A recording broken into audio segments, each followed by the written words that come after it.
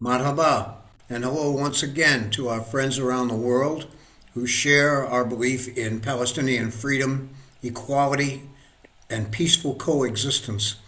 Today is Monday, February 23rd, 2026.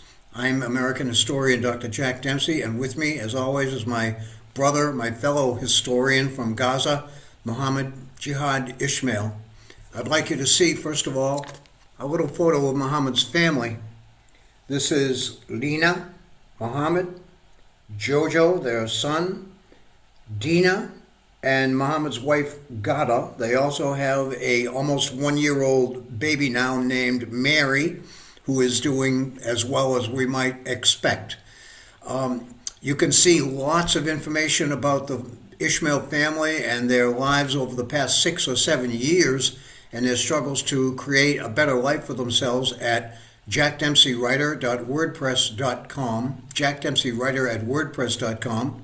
Muhammad and I have produced over 60 programs detailing, as fellow historians, the ancient to the modern and present day, present hour situation and story in Gaza. That's at the channel here on YouTube called 37 Dionysus, as you can see it spelled out below. A lot of people out there, they talk a lot about Gaza and they talk a lot about their concern for Gaza, and then sometimes they wonder, well, what can I do? Can I directly help them somehow? The answer is yes, you can, and we, Muhammad and I, hope that you'll look quickly under the More section with this video, because there is a way that you can directly help them. And I mean directly, not 1 cent lost of the support that you might be able to send for a bottle of aspirin, a couple of days worth of food or water, all of which they must pay for under the tyranny of the joint tyranny of Israel and Hamas, who are stealing, filching, and selling supplies which have been donated free of charge by international groups. Muhammad, in many of our programs, you detail with your current news from Gaza the situation there, but I'm going to run down a quick list of the things that you always mention so people can get up to speed about what life is like for your family. There's no sleep. You don't sleep. You doze in between explosions from bombs, in between the passing overhead of drones, which might be ready at any moment to drop a bomb on you or your home.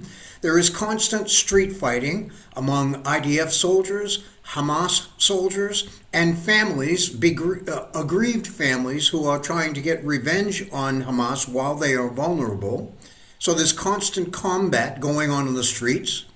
Every foray you make out your front door for food or water or medicine is to risk your life. About 3 weeks ago, Muhammad had to fall flat on the ground as an Israeli tank suddenly emerged from camouflage off a street corner and fired 3 or 4 rounds in his direction. I think that would be a lifelong incident to remember, but this is everyday life for Muhammad and his family.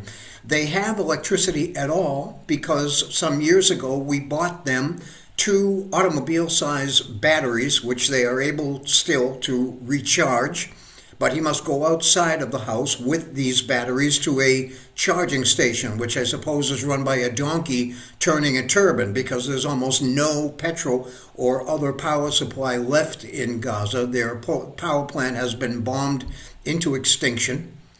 In the streets, there's open sewers of untreated sewage carrying infectious diseases, including polio. His mother has been diagnosed with cancer, and somehow Muhammad, in the most heroic fashion I can imagine, gets her to the place where she is able to receive some chemotherapy treatments. But the air, the earth, and the water are filled with toxins, most of them born of Israeli munitions, which have been dropped, as you undoubtedly know, to flatten virtually the entire territory of Gaza. One of the greatest final things here is the total uncertainty of their life. From one day to the next, they don't know what their fate is going to be. They don't know where their next meal or drink of water, of potable water, is going to come. The so-called gate of Rafah that leads into Egypt has been open, but that's about as true as the Israeli ceasefire in the first place, which has killed over 600 people since the ceasefire was declared. This exit allows now only medically serious conditions and people with bad cases of difficulty with their health to pass through, and even that is not even approaching 1/3 of its capacity and their promise to do so. So Palestinians, Muhammad has taught me, do not often ask, how could this be any worse? And you know why? Because they know, as he says in the title of his book, tomorrow will answer. Tomorrow will find some way to make life even worse, even though today you cannot imagine it. That title also resonates, of course, to say that what's happening now will have consequences down future generations, from the affliction with cancer to the dead end of Palestinian civilization in that area of the world, thanks to Israel. To think that Muhammad, who is very well educated in the past and present and cultural history of Palestine and Gaza, to think that what we're looking at is the end of Gaza, 9,000 years at least, the end, because some people cannot tolerate the idea of Palestinians living happy and healthy in their own country. So Muhammad, here comes my first question for our interview today, and I thank you for listening to my usual longish intro, is that, well, today, or let's say 3 weeks ago roughly, did answer again. How could it be worse? Because an unexploded Israeli artillery shell was lying in the little yard around your house. There's a photo of it, my friends, at our latest program before this one at jackdempseywriter.wordpress.com and here on YouTube if you look up the program. Muhammad, tell us the story. When did the shell land?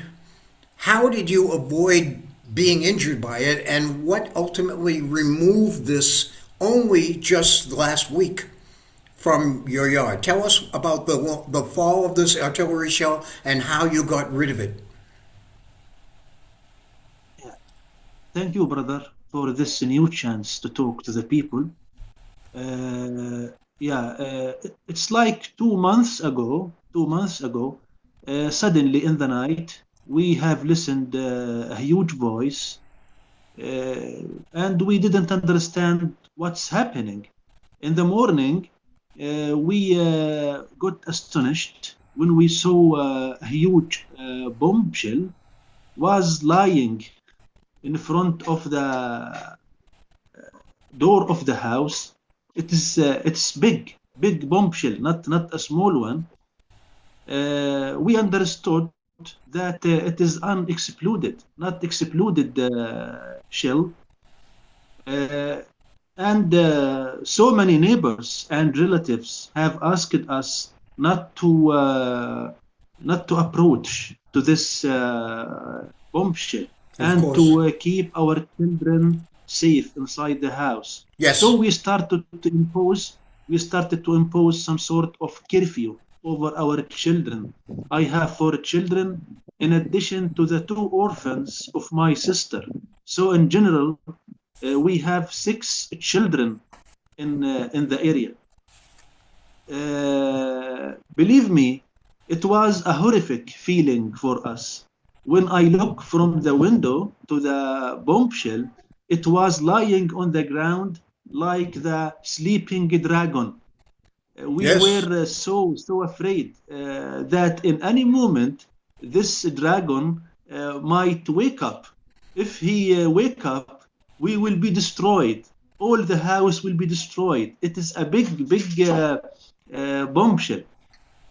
So we spent almost 2 months in fear and anxiety. Anxiety. We used from the first day to contact so many organizations and asking their help. We were promised many times, but no one has helped. Finally, last week, I received a phone call from UNMAS. It is a global organization connected with the United Nations. They phoned me and they asked me to give them my exact address because within some minutes they are coming to the house with their Jeep car, and they are going to remove the bombshell. After I gave them the address, they attended. Just within 15 minutes, they attended to the house, and they used to remove the bombshell. They put it inside some box. I think it is made of plastic or fiberglass. I am not sure, Yes. but it is a special box for the explosives. And after that, I asked them to try a lot of people in my neighborhood, because I have so many neighbors are also suffering from the same headache. Also, Yes. they have unexploded shells in their houses. They told me, okay, Muhammad, we are following a system in our work. Everyone should submit a form, and it is a formal work. So please ask them to visit our website and to submit, and we are going to help them. Yeah, you cannot imagine how much our happiness after we finished this issue. Now my children can go out, can wander in the yard, can play freely without the terrorism of this bombshell. And that's even though there are still explosions and gunfire and armed drones passing overhead every hour of every day. As you've told me many times, just the sound, the whining engine sound of the drones gives people nightmares and headaches and all kinds of neurotic psychological problems. So of all the things we've mentioned, Muhammad, any one of them would be a major problem in the life of anybody around the world. And you are living with this every single day. Let me ask you now, Muhammad, we've established that you are able, by going out and risking your life, to find food and water and some medicine, some medical treatment for your mother's cancer, etc. How would you describe what aid is getting through? Is it vegetables, meat, grain, sugar, oil for cooking, fuel perhaps? What kinds of aid is getting through? And what does it cost, Muhammad? How much are they charging you for different things? Yeah, you can say almost everything is available. If you want to talk about food, all the sorts of food are available. But here you have you have to ask about the prices. The real test for me as a father, the real test is in the prices, not in the availability of the food. As I told you, all the sorts of food are available. But And for that me, is a big improvement. It was yeah, almost nothing for quite a while. Please continue, Thierry. yeah. Not exactly all the kinds of food, but almost the majority of the kinds of food. But we have a big challenge: the prices. Prices are so high, unaffordable prices. You cannot pay. You cannot pay as a father or as a man. You cannot pay to buy all the sorts of food which you want. For instance, if you want to buy a frozen fish or a frozen chicken, you have to pay the double or sometimes the triple the previous price which we have witnessed before the war. And how much is that, Muhammad? How much does a frozen chicken cost in shekels and perhaps dollars? Yeah, to buy a middle size chicken, you need almost 40 shekels. 40 shekels, you are talking about almost $12 to $13. 12 to $13. And who is selling?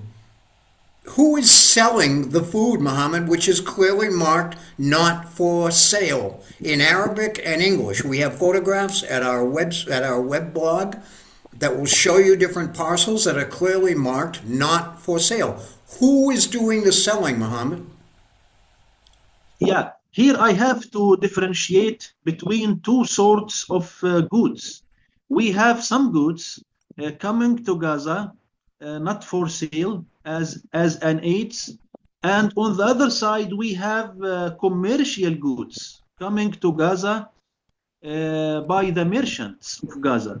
I were talking about the commercial goods. If you want to talk about the aids, yeah, we have big gangs here in Gaza. We have first of all Hamas. Hamas is stealing the goods as usual. It is their favorite habit, stealing the trucks of goods, the trucks of aids. Sorry. Also, we have some corrupted organizations. Also, we have some gangsters who are stealing the goods and selling them in the black market. We have a big variety of stealers and thieves. And Mohammed, you're talking from Gaza in a place called Deir al-Balah, which is south of Gaza City, north of Khan Yunis, near the coast. Now, I've seen in Western media, from Israeli sources, from Hamas sources, from international organizations, they say that this is not happening. That there is no evidence that humanitarian aid is being stolen and sold on the black market. What would you like to say to them today, brother? Yeah, Hamas is not doing that under official title. The personnel who are doing that, they are not wearing official uniforms, but they are masked. They are masked. For you, such a person who is living overseas, you will not know the identity of those people. But for me as Muhammad, of course, I will know very well because I am living inside the field and I am familiar with those people. I know everything about their identity. So for me as Muhammad, I can identify who are those people who are attacking the tracks of AIDS. For sure, no doubt, people overseas will not be able to identify who is stealing. Yeah, they are right. When they say we haven't a concrete evidence to deny Hamas, I agree with them because they are not able to have an access to such evidence. But for me as Muhammad, I have millions of evidences. Yep. And so, since they cannot identify and therefore land blame precisely on who is doing this, they decide not to say it's happening. They decide to say that it is not happening. It boggles my mind what kind of journalism that is. What kind of thinking goes into that? Unless it's in the interest of Israel, in the interest of Hamas, in the interest of the criminal gangs and family groups that are waging war all on each other. It's like a multi-sided civil war going on in Gaza. And they say, no, it's not happening. We have a ceasefire. Over 600 Palestinians killed, dozens of children, and so forth. Now, a lot of this, too, is happening right in your neighborhood, Muhammad, there in Bala. There are thousands of plastic tents for refugees set up in the streets, in the yards, in any open area they can find. The weather comes in. We had a windstorm here in Crete a week ago that almost blew the front end of our house off. So I can imagine how damaging it is for people living in plastic tents. What is it like there in the streets of Bala right now, Muhammad? Believe me, brother, sometimes I am weeping and I am feeling a huge pain in my chest. Believe me, sometimes when I walk in the streets, I am doing like that, looking to the ground, not looking forward, because I don't want to see much more scenes, much more painful scenes. Believe me, you cannot afford just to see the horrific scenes which I see every day. Those people are living in wilderness.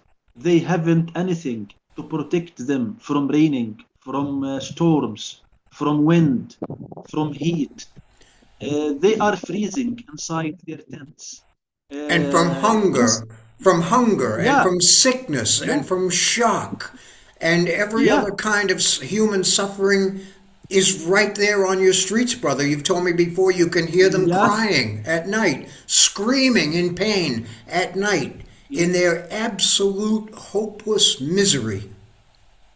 yeah. We have to add something important. Yes, Also this tent doesn't protect its inhabitants from the shrapnels of the Israeli bombs. yes. Doesn't protect its inhabitants from the bullets of Hamas and the gangs.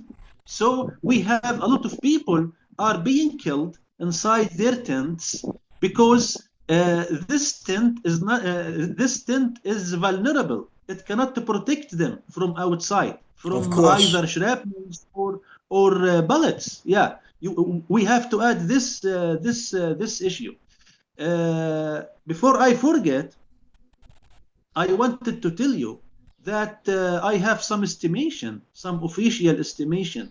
Just from the beginning of this winter right now, we have almost 70 persons who were killed freezing inside their tents. Frozen to death. They yeah, yeah, they frozen to death. As usual, ladies and gentlemen, Muhammad's signal is breaking up a little bit. We hope you'll excuse and overlook that. Muhammad, are you back with us okay? It looks like you have frozen in your picture, Muhammad. Do I hear you, brother? Do you hear me? I am not hearing you, brother. Thank you for your patience, ladies and gentlemen. Muhammad, speak to me. It's okay. Okay, so you were talking about the misery of thousands and tens of thousands of refugees in the Bala area as one of the last few safe places. As our time passes on, Muhammad, let me ask you something else, which I think will just make you cover your face. But we know that the great Mr. Trump, with his great leader friend Bibi Netanyahu, are creating the Board of Peace. The Board of Peace, which costs each member $1 billion to join as a way to rebuild Gaza for the happy future of everybody except the Palestinians. There is not one Palestinian consultant or person asked for their advice about the future of their own country. What is your view, and what is the view of the people around you, Muhammad, about Mr. Trump's Board of Peace?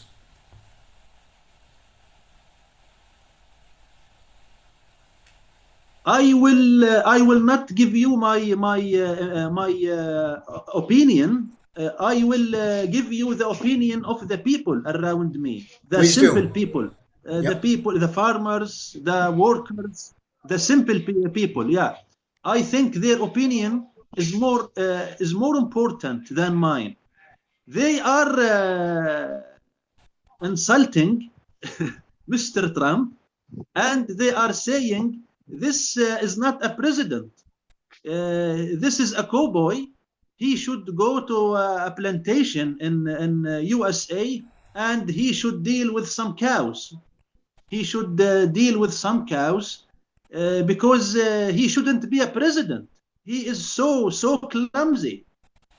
You know, they are making jokes here. People in Gaza are making jokes about this weird man. Yeah, and as I told you, they are saying he's not the president. But instead of that, he should find a herd of cows in order to take care of those cows. He's not a president, and he shouldn't be a president. And we don't know how Americans used to elect him. How Americans used to elect him. It is a big joke for us. We cannot understand it.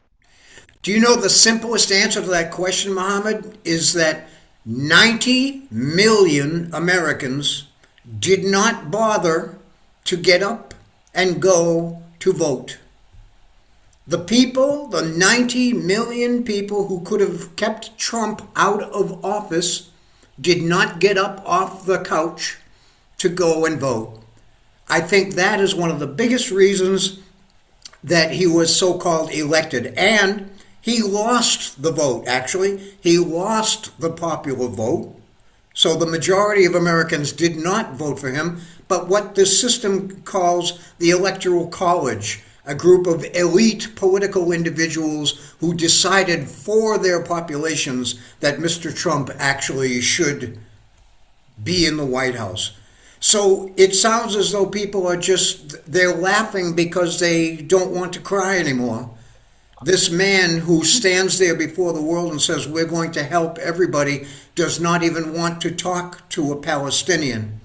It's just another form of what maybe our last subject and question should be, Muhammad, in that if you look at the numbers of our video viewers, Muhammad, we have to conclude after several years and multiple tens of programs of on the street in Gaza reportage that we've been doing, that there is a thing called shadow banning, that someone who makes good pizza will have 6.5 million views, and all the networks in the world who talk about Palestine, they are always safely in a studio in Berlin or Los Angeles or New York with big microphones and shiny signs around them and perfect hair. But they don't want to talk to you. They don't want to talk to Palestinians. And we have tried to introduce you, to show that you are qualified, that you have something important to say every time you speak from the middle of Gaza, and they don't want to hear it. I can't find that believable or natural. There must be, like the Israeli unit 8,200, the Israeli unit that foils YouTube and other media sources. There are trolls, there are staff at YouTube who edit and change the algorithm so that certain programs exist in the space and certain other ones certainly seemingly do not. It's just impossible for me to believe that we cannot get your voice, Muhammad, from there in Gaza today into the world's eye. Yes, brother. Yeah, I think despite all the obstacles which we face, I think we have not to surrender. We are continuing our efforts. We are trying to make some enlightenment. We are trying to make some light among this darkness.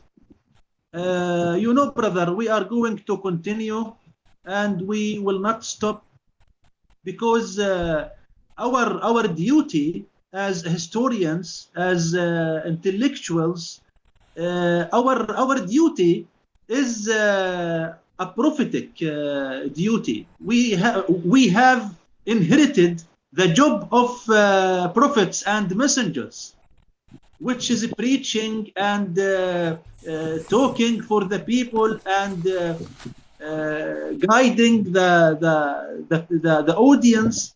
So we have inherited this job from prophets, and we have to do it until our death. That's right, Muhammad, and that's why I want to hold up again. Tomorrow We'll Answer. It is read for you live here on YouTube, and you can get the text also at our WordPress blog. But this is what you are talking about, Muhammad. We are trying to testify to the realities. Hamas is a collection of idiots, and fools who thought they could ever really harm, let alone conquer Israel and end apartheid by force of arms. You have shown that over and over again to be a set of delusions that have led to the catastrophe that Gaza is looking at right now. I just want to remind people once more before we go that this is Muhammad and his family living in Deir al-Balah. If you mean it when you say that you want to help, then look under more right here and you'll find out how you can do that.